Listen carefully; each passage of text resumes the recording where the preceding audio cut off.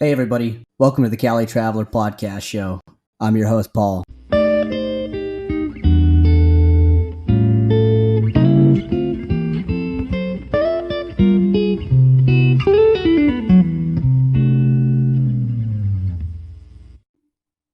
Once again, welcome to the Calitraveler podcast show. I'm your host, Paul. Hello everybody, welcome to the Calitraveler podcast show, season premiere of season 2. I had mentioned that I was going to have a very special guest this week. So joining me on the Calitraveler podcast show is a friend of mine that I've known for over 13 years. I've known him since high school. He's now a phenomenal sensation on TikTok, originally started on YouTube. And yesterday, let's give it up for Tyler, aka Hinmei Productions. Welcome, Tyler.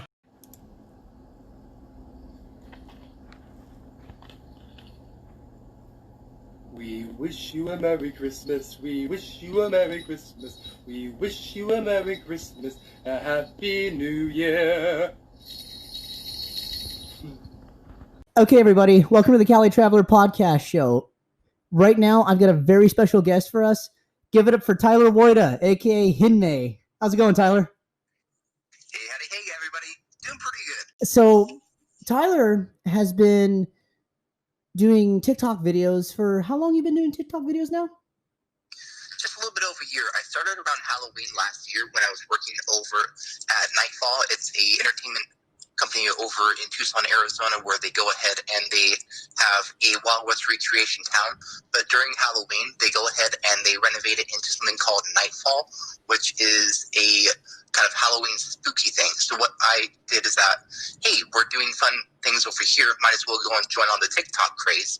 And I was able to actually get in part due to this by Children of Proteus. They are a comic book series that have been making their own TikToks, and they were the ones who actually originally inspired me to go onto TikTok. That is amazing. I didn't realize that the idea for your TikTok started at Nightfall. And now, in fact, I know that one of your biggest series in TikTok is called Wild West Woida, which I happen to follow. So for all of you that follow Tyler on TikTok, I actually discovered that he was doing TikTok via Instagram. So I go ahead and take all my TikTok videos, and I also make sure to export them onto my other social media, such as Instagram and Facebook. That's amazing. Now, like I was telling the listeners earlier, that you and I actually have a history going back. We've known each other well over 13 years.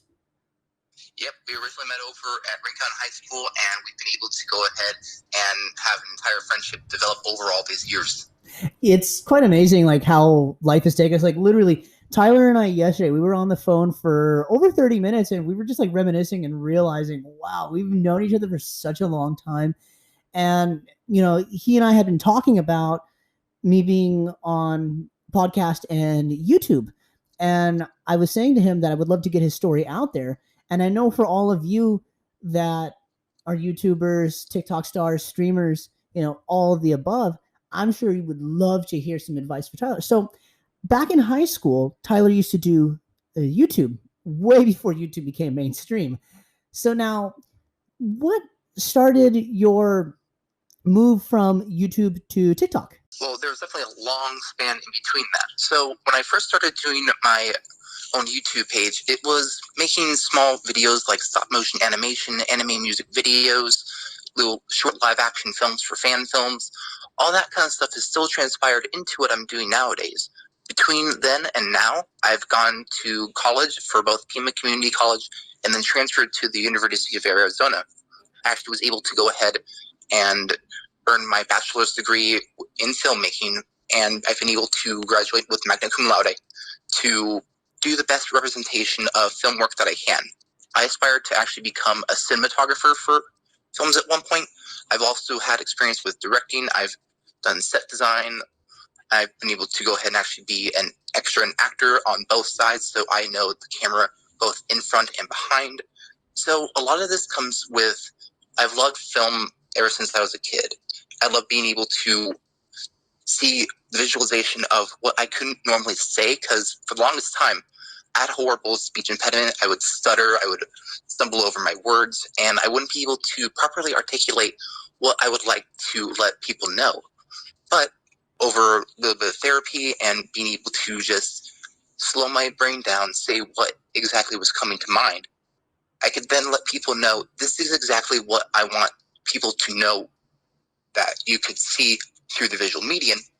But my fallback was, oh, I can take a good picture. You can see this picture. And that way, the thing in my brain can go to your face. Yes. And that was how my whole enjoyment of film was, that I can convince somebody to see a story from my perspective instead of me trying to just jumble out words and have people kind of have a vague recollection of what I'm talking about.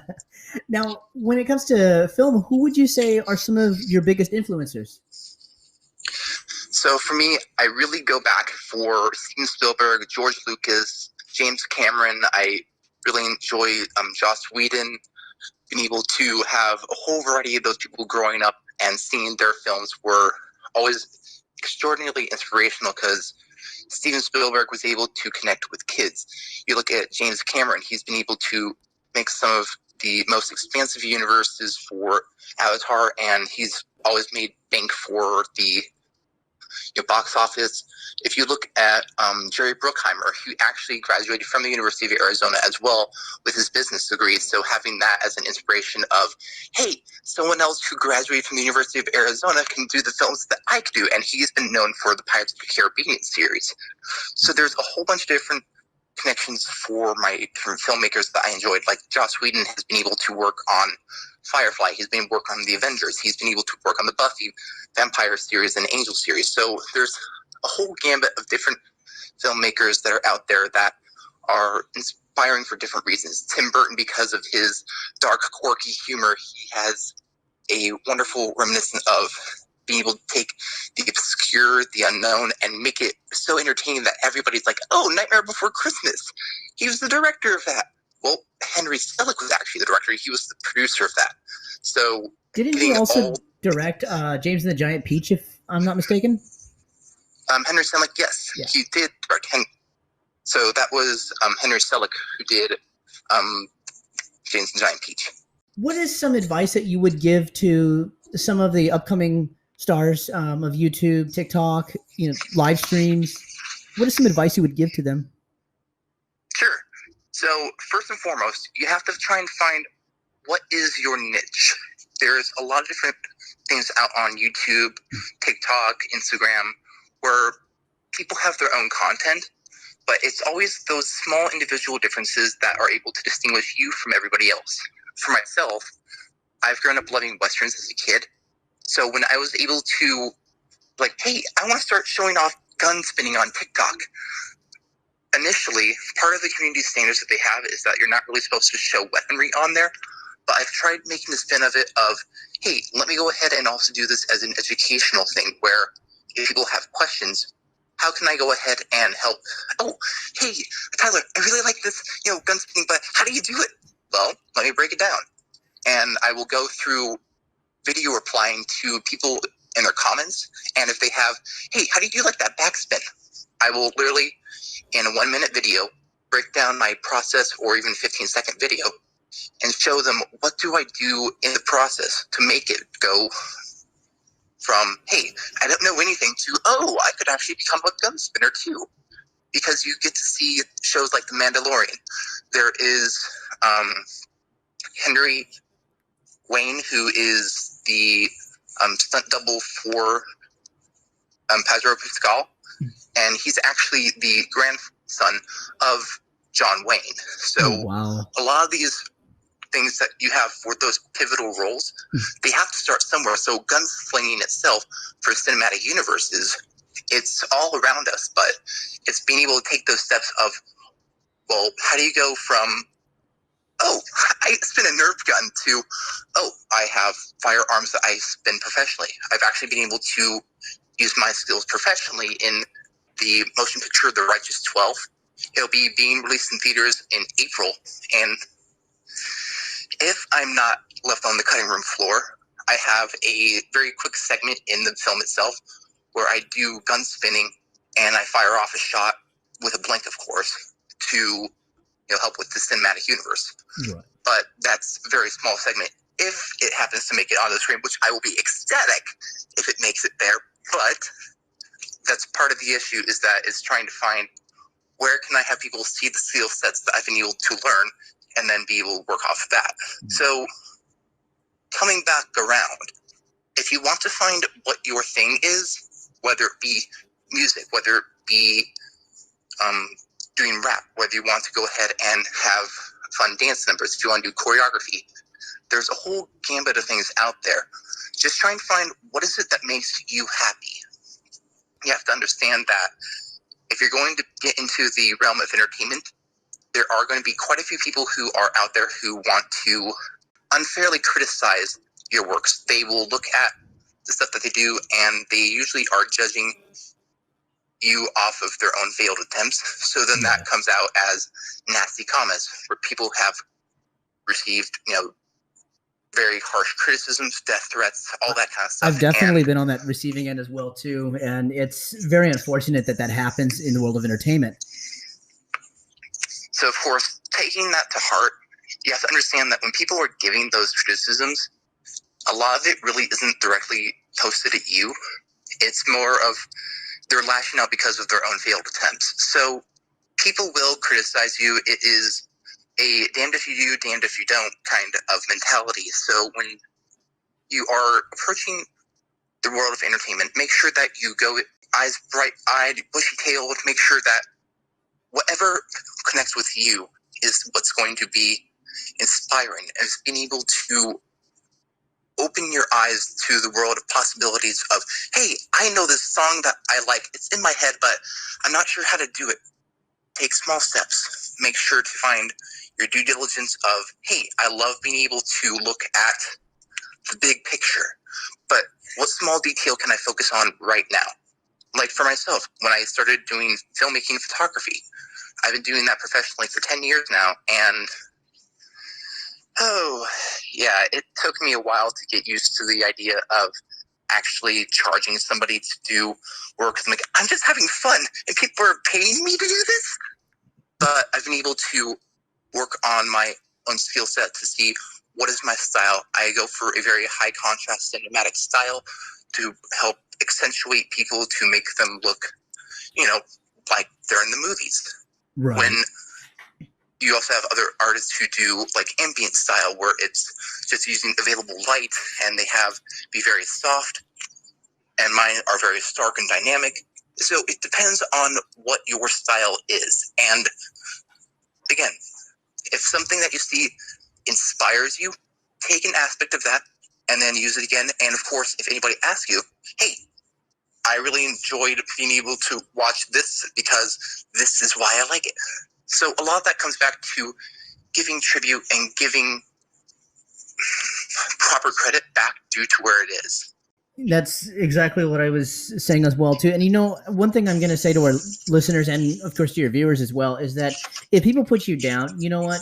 You let it go in one ear and let it go out the other. Don't think about it. People are going to always judge us, but you know what? At the same time, we take those people that criticize us and we say, okay, what can I do to make my content appealing to you? I've had people actually tell me, oh, your podcast is super boring.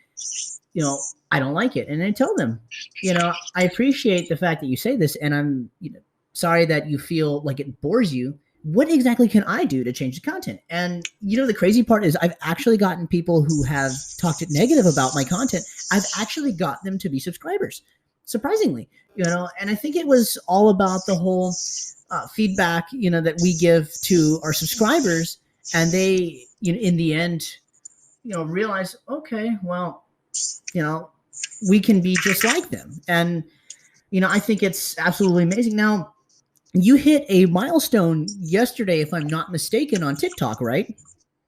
Yep, that's right. I went ahead and I was actually able to just hit 10,000 followers. I'm currently at 10.5 thousand followers, which it's still blowing my mind that people are coming to me and it's like, hey, they like my super silly antics. Where did this happen? And I've been on TikTok for, again, a little bit more than a year. And it's only been within the last couple of weeks that I've really been able to have things go a little bit more viral, a little bit more for the subscriber base, because I try to look at what ongoing trends there are and there was a very super silly video that was being posted of the old Markiplier outro song, and there were a few different TikTokers on there. It all got started off with Ember Blue, and he started doing a kind of head body bob to the outro song. Some other people were able to duet to it, which means that they added on their individual videos to complement them. They were doing them in unison. I decided to take their video and take it a little bit of a spin where they were doing it on the upbeat. I decided to bang my chest like, Donkey Kong style and had them go off and go on the beat. So I combined the other to make it kind of like a chaotic good energy kind of video. And people saw it, and it ended up going viral. I think it's like 130,000 views or something like that right now. Wow. It's kind of ridiculous, and I only posted it like 4 days ago or something like that. Power of the internet, right? Seriously, virality is one thing that I will definitely let everybody know is really up to the viewers, and it's up to the circumstances. What goes viral, you don't really have as much control over it. You can use all the popular hashtags. You can use the cool video, the new dance move, but it's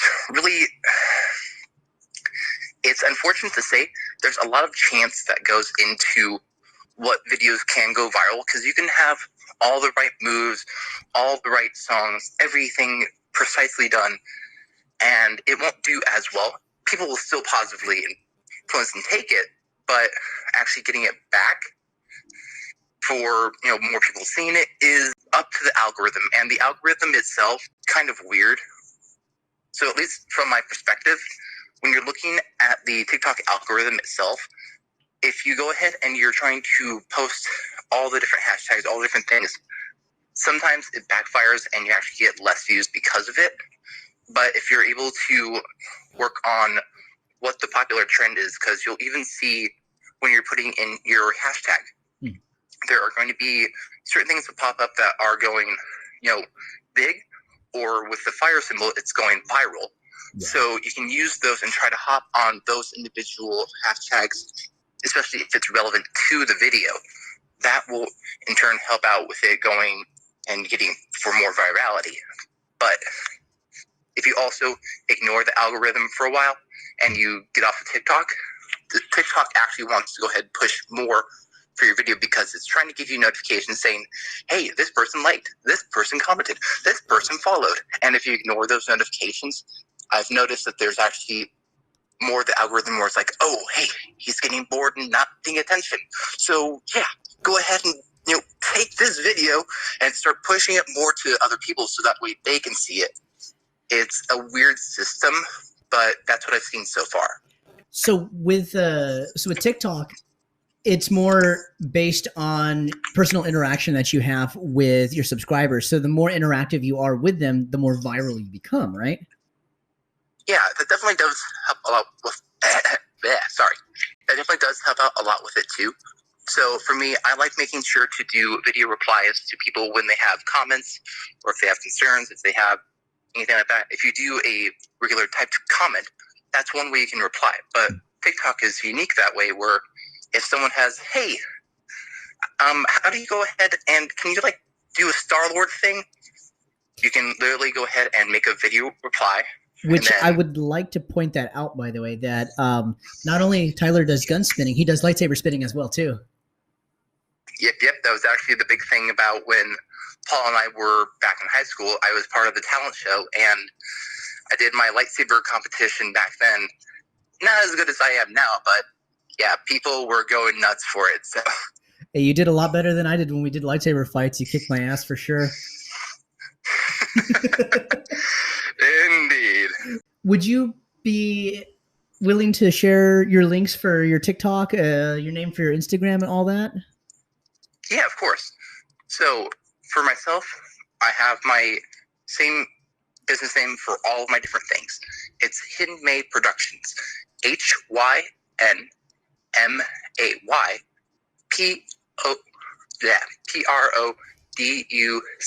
PRODUCTI. Which Handmade Productions. Which for the listeners, by the way, I will end up posting these links on the podcast when it's posted on YouTube. So you'll be able to access Tyler's TikTok and all the social medias via my YouTube channel. I wanted to thank you, Tyler, for being on the Calitraveler podcast show. And, I wish you the best of luck in your TikTok. Awesome. No, thank you so much. I really appreciate you being able to reach out and doing this interview. So just remember, everybody, go ahead and if you want to do any of this kind of stuff, definitely pursue it with all your heart. Make sure that you have fun content. Make sure that you do whatever it is that makes you happy. And at the end of the day, it's all about making smiles. Well, absolutely. Thank you so much, Tyler. My pleasure. Have a great day. We definitely need to have a high school reunion. Right. Yeah, it's been 10 years now that we graduated, so. For sure, man. All right, you take care. Once again, I want to give a very special thanks to Tyler Woida, a.k.a. Handmade Productions. Before ending the podcast show, I'm actually going to give you guys a sneak peek at some of the content that Tyler has on his TikTok. Which, by the way, Tyler, thank you for providing me with some of the audio samples of your TikTok.